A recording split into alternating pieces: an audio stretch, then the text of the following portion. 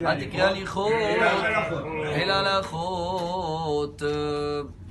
Tammuz aujourd'hui.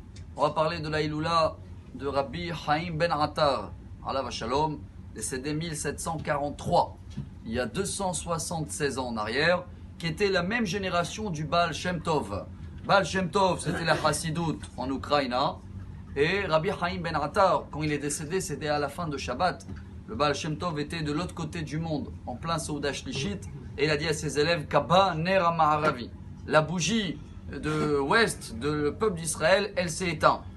Avant de terminer avec les grandes ségoulottes qu'il y a, si chacun peut étudier un petit peu Orach Chaim HaKadosh, même une fois par semaine, ce qu'il a écrit sur la paracha, on va partager quelque chose de son nom dans notre paracha. Après l'accident des 24 000 morts dans la fin de la paracha de Balak, dans la paracha de Pinchas, Hachem lui demande de compter tout le monde.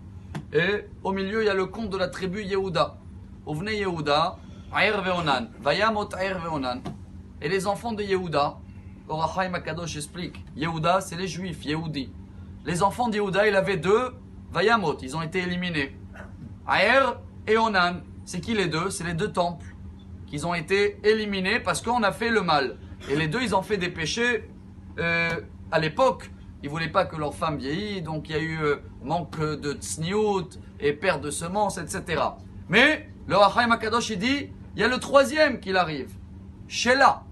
Shelah, c'était le troisième fils de Yehuda, ce qui veut dire le troisième temple que nous on attend malgré qu'on a perdu les deux à cause de les fautes qu'on a fait.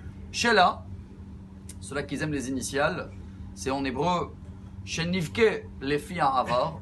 Quand on va pleurer à partir de dimanche, on va rentrer dans une période dure. Un jeune, le 17 Tammuz, il est repoussé à dimanche. Et pendant 3 semaines, il n'y a pas de musique, il y a moins de mariage. C'est une époque un peu compliquée. Alors quand on fait le Shelah, Shenivke lefi ha'avar, on se met au passé pour pleurer. Alors qu'est-ce qu'on va gagner? Toujours dans Shelah, Shenismach le'ma'an ha'atid. C'est là où on a la joie dans le troisième Beth Amikdash qui va venir. Ça, le Orach Chaim HaKadosh, il nous apprend. On va terminer en partageant une Gemara que tout le monde connaît. C'est Brachot, page cœur. Cœur en hébreu, c'est lève. Page 32. Là-bas, la Gemara dit depuis que les deux temples ils ont été détruits, Nifseka Chomat Barzel, Ben Israël et Ben Aviem Sheba Shamayim. Qu'est-ce qu'on a perdu? On a perdu ce manque de contact. La Gemara dit c'est comme un mur qu'on a maintenant.